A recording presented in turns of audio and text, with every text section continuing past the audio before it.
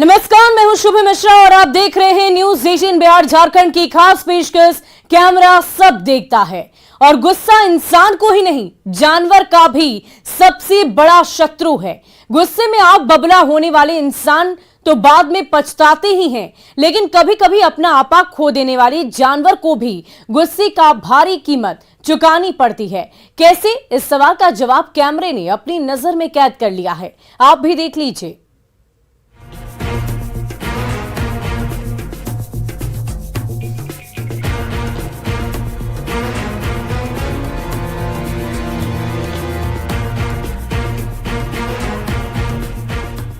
क्रोध तपन का वो रास्ता है जिसे जीव खुद निर्मित करता है। गहरे गड्ढे में फंसा ये सांड उसी गुस्से की चपेट में आकर इस हाल में पहुंच गया है।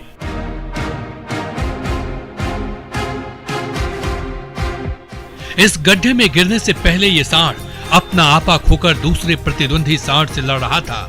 लड़ाई इतनी भीषण थी कि दोनों में से कोई पीछे हटने को तैयार ही नहीं हुआ। चुनौती के मैदान पर शक्ति का परीक्षण हो रहा था। आपस में लड़ रहे दो सांड इस भिड़ंत में अपना होश व हवास खो चुके थे। दोपहर का वक्त था। जाने कि इस बात पर उत्तरकाशी जिला मुख्यालय के करीब बन रहे तिलौथ पुल के पास दो सांड आपस में भिड़ गए और लड़ते लड़ते इन्हीं में से एक सांड पुल के एवेटमेंट वाले हिस्से में जा गिरा। लड़ाई इतनी भयानक थी कि उसके बेग ने इस सांड को जमीन से सीधा पाताल के दर्शन करा दिए। प्रतिद्वंदी पर अपनी धाक जमाने की धुन में ये सांड इतना बेखबर हो गया कि आसपास का कुछ होश ही नहीं रहा। इसी आवेश में अचानक इसका संतुलन बिगड़ा और चारों ओर से सरिया से खड़ी रेलिंग को फांदते हुए ये सांड निर्माणाधीन तिलौथ पुल के खोदे गए गड्ढे में जा गिरा।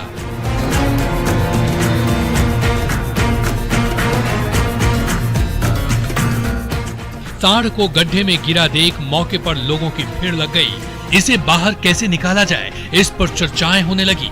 गहरा गड्ढा और उसके चारों ओर से सरिया होने के कारण भारी भरकम सांड को सुरक्षित निकाल पाना कहीं से आसान नहीं दिख रहा था।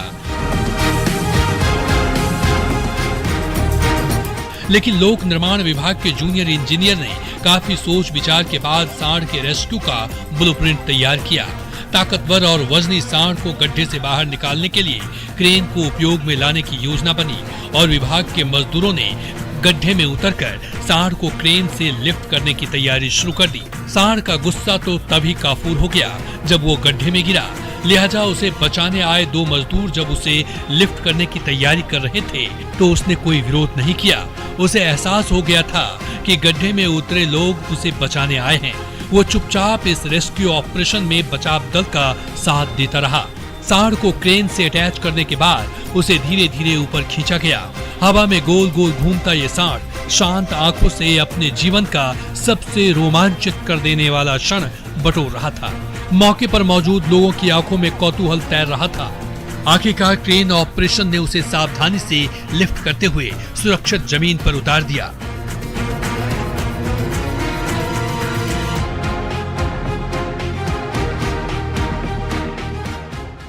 के बीच में काफ़ी झगड़ा, उनके आपस में बीच में झगड़ा हो रहा था। यहाँ पर लड़ाई हो रही थी।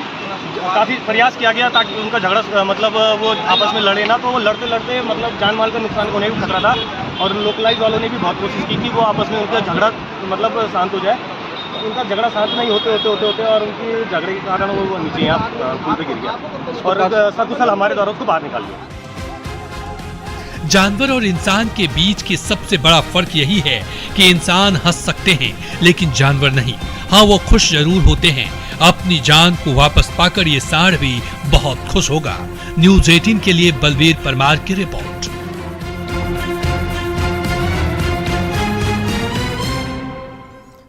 और पटना में बाइक सवार लुटेरों का आतंक चरम पर है। बेलगाम अपराधी खुलेआम वारदात को अंजाम दे रहे हैं, लेकिन इस बार तो हद ही हो गई। अपराधी पुलिस की मौजूदगी में छिनतई की वारदात को अंजाम देकर फरार हो गए। बेखौफ लुटेरों के ये दुस्साहस कैमरे में कैद हो गया है। आप भी देखिए कैसे लुटेरों ने पलक झपकते ही इस बड़ी वारदात को अंजाम दे डाला।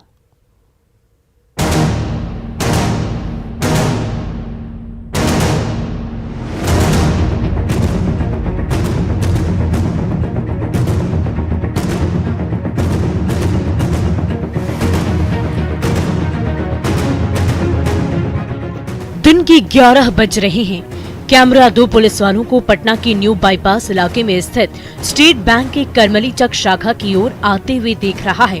बैंक खुला हुआ है।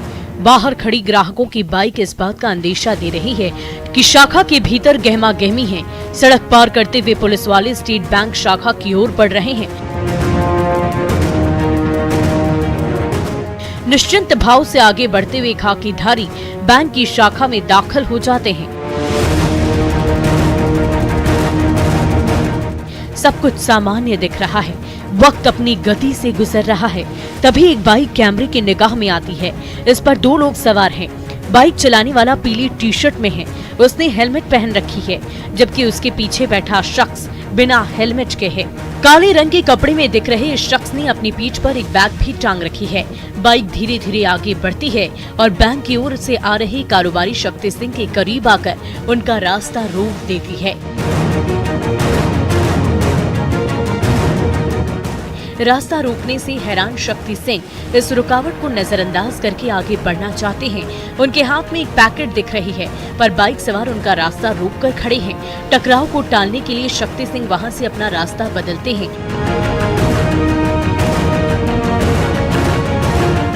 लेकिन रास्ता बदलते ही उन्हें जबरदस्त झटका लगता है। बाइक पर पीछे बैठा शख्स उस पर बैठे बैठे ही शक्ति सिंह के रुपए बिजली की गति से छीन लेता है। शक्ति बदहवास होकर लुटेरों के पीछे भागते हैं। भागने के दौरान उनका चप्पल पैर से उतर जाता है। वे नंगे पांव ही सड़क पर चिल्लाते हुए छिनताई करने वालों के पीछे भागते हैं, पर हमेशा की तरह अपराधी पल भर में ही आंखों से ओझल हो जाते हैं।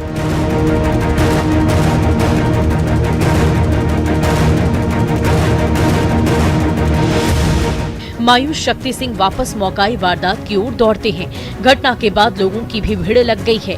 वो जमीन पर गिरे शक्ति सिंह के पैसे उठा रहे हैं। शक्ति सिंह भागकर लोगों के पास पहुंचते हैं। लोग उनके गिरे हुए रुपयों को इकट्ठा करके उन्हें वापस लौटाते हैं। अपराधियों का इरादा तो 5 लाख रुपए लूटने का था, पर खबर है कि लूट के दौरान अपराधियों के हाथ 2.5 लाख ही लगे। नोट पर झपट्टा मारने के दौरान आधे रुपए वहीं मौके पर गिर गए थे, जिसे वहां मौजूद लोगों ने समेटकर शक्ति सिंह को सौंप दिया। पर हैरानी देखिए कि लूट की पूरी वारदात पुलिस की मौजूदगी में हुई। लूट की वारदात के ऐन वक्त पहले ही 2 पुलिस वाले बैंक में घुसे थे।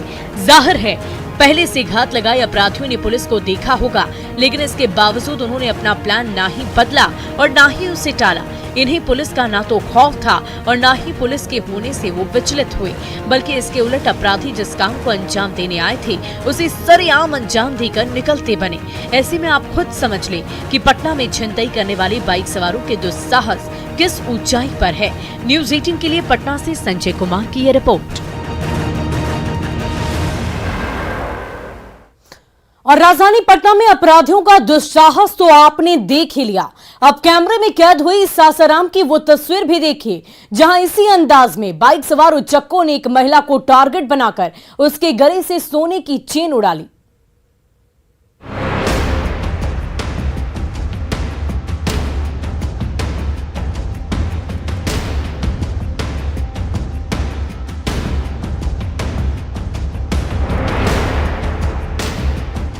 ये सासाराम के नगर थाना क्षेत्र के प्रभाकर रोड की मेन गली है।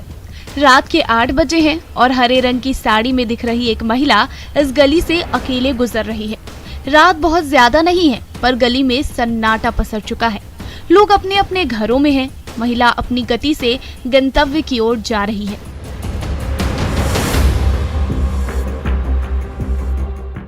तभी एक बाइक गली में दाखिल होती है। उसका हेडलाइट जल रहा है। महिला बाइक को देखकर किनारे हटती है और उस बाइक सवार को आगे जाने का रास्ता देती है। बाइक सवार महिला को क्रॉस करता है और बाइक चलाते हुए कैमरे की फ्रेम से बाहर निकल जाता है। अपने गंतव्य की ओर बढ़ रही महिला भी कैमरे की फ्रेम से ओझल होने लगी है। तभी प्रभाकर रोड की मेन गली में एक और बाइक की एंट्री होती है। गली में घुसते ही ये बाइक सवार उस महिला के पास थोड़ी देर के लिए रुकता है और उसके गले से सोने की चेन खींचकर वहां से निकल जाता है।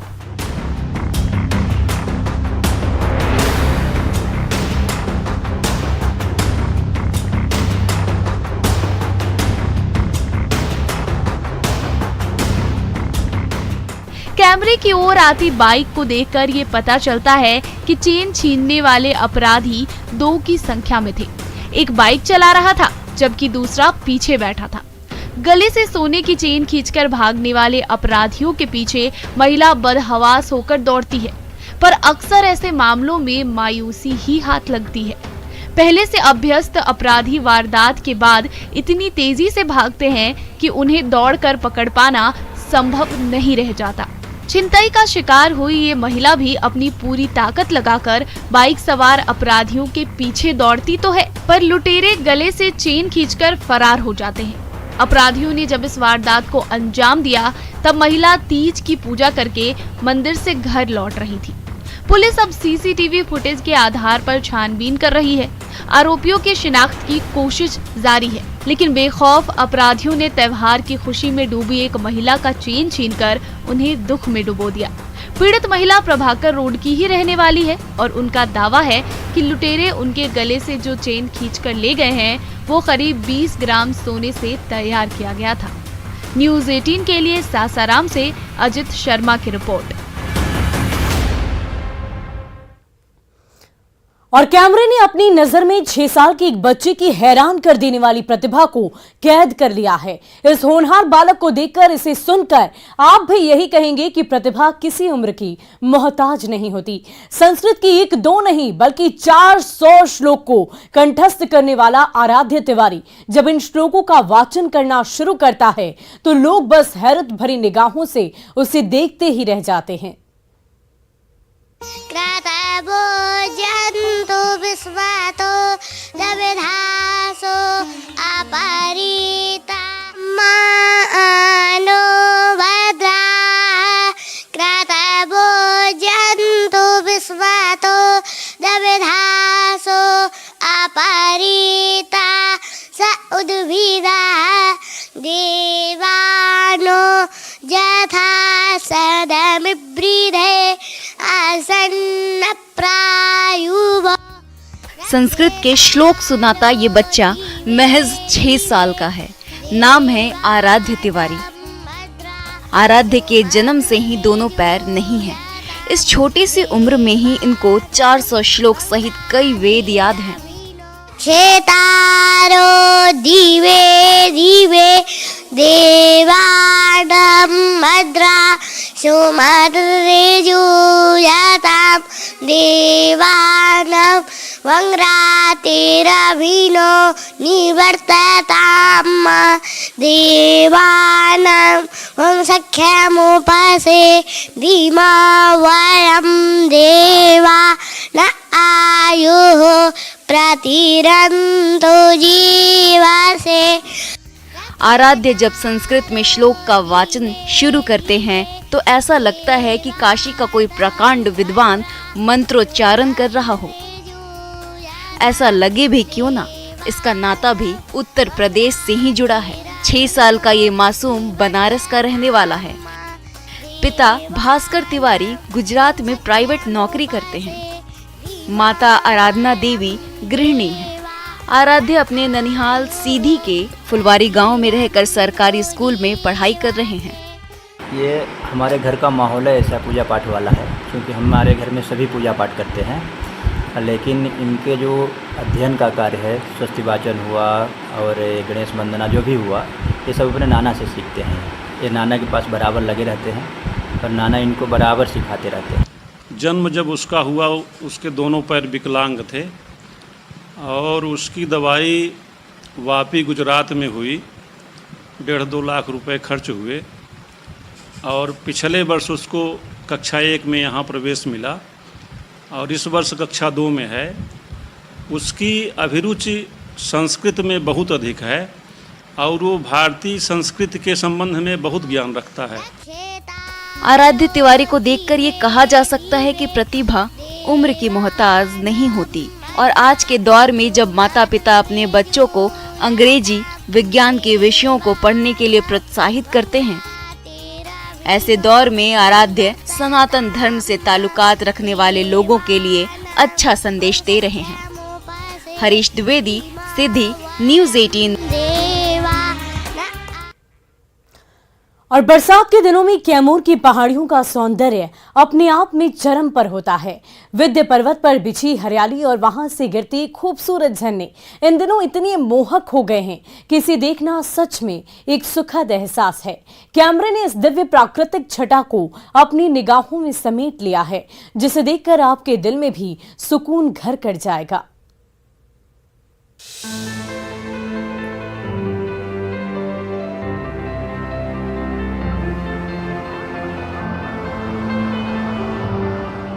कैमूर का करकटगढ़ जलप्रपात सैलानियों के लिए किसी स्वर्ग से कम नहीं है। बरसात के मौसम में इसका सौंदर्य देखते ही बन रहा है। कैमूर जिला मुख्यालय से करीब 55 किलोमीटर की दूरी पर स्थित चैनपुर प्रखंड के करकटगढ़ जलप्रपात का विकास और सौंदर्यीकरण दिसंबर 2019 में शुरू हुआ था, जो लगातार विस्तार ले रहा है।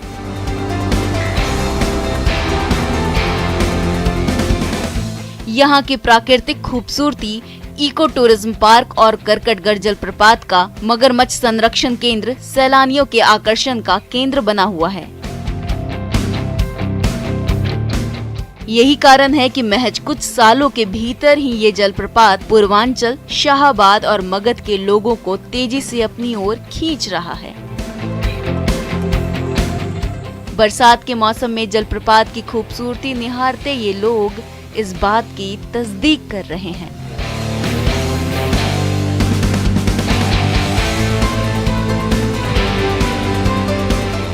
कैमूर पहाड़ी पर कर्मनाशा नदी के ऊपर स्थित इस जलप्रपात की खूबसूरती बरसात के दिनों में देखते ही बनती है। पहाड़ी से फिसलकर नीचे गिरने वाली अपार जलधारा की खूबसूरती को देखकर ये समझना मुश्किल नहीं है कि क्यों प्राकृतिक सौंदर्य से भरपूर कैमूर हिल्स को बिहार का यूरोप कहा जाता है।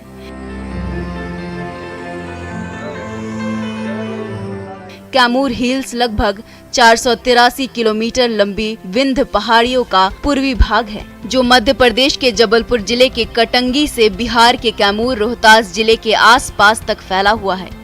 ये पहाड़ियाँ भारतीय उपमहाद्वीप में अरावली के साथ सबसे पुरानी चट्टान संरचनाओं में से एक है, जो मूल रूप से पुरानी अग्नेय चट्टानों से मिलकर बनी है। पहाड़ियों की अलौकिक खूबसूरती, शांत वातावरण, स्वच्छ हवा, सरोवर और दुर्गम घाटियों के विहंगम दृश्य पर्यटकों को सुकून और रोमांच से भर देते हैं। तो कैसा लगा आपको? बहुत ही अच्छा लगा। हम लोग लगभग 7 घंटे का बहुमूल्य समय कर सकते हैं इस भाग भरी दौड़ भरी ज़िंदगी में। तो हम लोग यहाँ काफ़ी एंजॉय किए। शुरू से ही बारिश हुई, मौसम काफ़ी सुहाना रहा, बादल छाए रहे। बादलों की तड़तड़ाहट और गड़गड़ाहट ने हम लोगों को बहुत ही आनंदित किया और पूरी टीम हमारी आनंद ली यहाँ पे।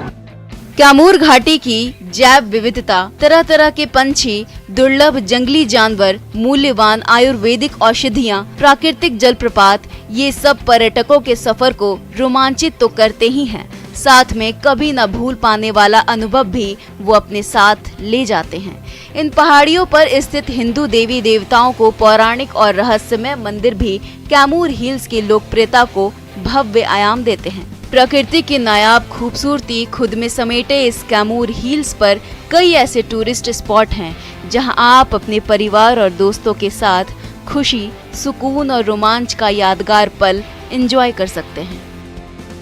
वक्त लगे तो इस खूबसूरती को अपनी आंख में एक बार जरूर समेटिए।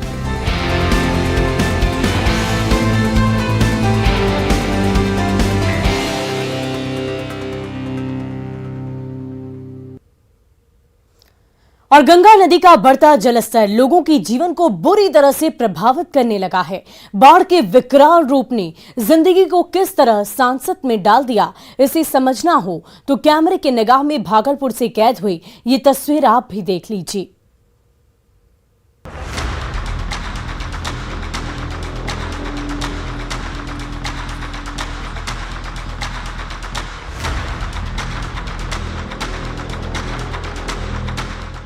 गंगा का जलस्तर लगातार बढ़ रहा है और इसके साथ ही बढ़ रही है लोगों की परेशानी।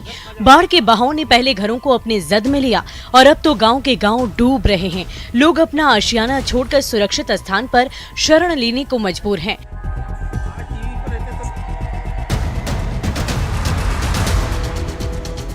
पर इस जर्जर भवन को देखकर आप खुद अंदाजा लगा सकते हैं कि यहाँ शरण लेने वाले लोग कितने सुरक्षित हैं। भागलपुर के नाथनगर प्रखंड के करीब 1 दर्जन गांव बाढ़ से बुरी तरह प्रभावित हैं। अब वहाँ रहने की कोई सूरत नहीं बची। सो गांव के लोग ऊंचाई पर आसरा पाने के लिए किला घाट स्थित पुराने बीएन कॉलेज में घुस गए हैं, जबकि ये भवन बीते कई सालों से डैमेज घोषित है। इसके नीचे वक्त गुजारना मौत को न्योता देने से कम नहीं, पर मजबूरी ऐसी कि मौत के साए में रहने के सिवा और कोई चारा भी तो नहीं दिखता। बच्चे, जवान, बूढ़े सब के सब बाढ़ की त्रासदी के मारे हैं। यहाँ जिंदा रहने की उम्मीद बची है, इसलिए हादसे की संभावनाओं की दरकिनार किया जा रहा है। सब जानते हैं कि यहाँ कभी भी हादसा हो सकता है।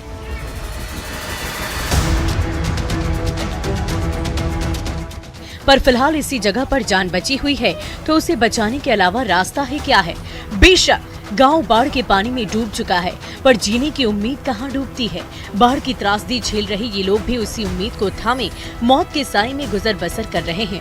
दिलदारपुर, शंकरपुर और बिजली गांव के लोग बहुत से अपने मवेशियों के साथ डैमेज हो चुके पुराने बीएन कॉलेज एक ठिठकी हुई जिंदगी जीने को मजबूर है। प्रशासन ऐसी स्थिति से निपटने की कोई तैयारी नहीं रखता है और न ही उसकी दिलचस्पी इन लोगों को बाढ़ से बचाकर एक सुरक्षित आश्रय देने में है। सरकार के पास वादे तो हैं, इरादे तो हैं, पर वो दिखते नहीं। ऐसे में इस जर्जर भवन में रह रहे लोगों को फिलहाल इसी भ्रम में जीना होगा कि वो यहाँ सुरक्षित हैं। न्यूज़ 18 के लिए भागलपुर से आशीष रंजन की रिपोर्ट।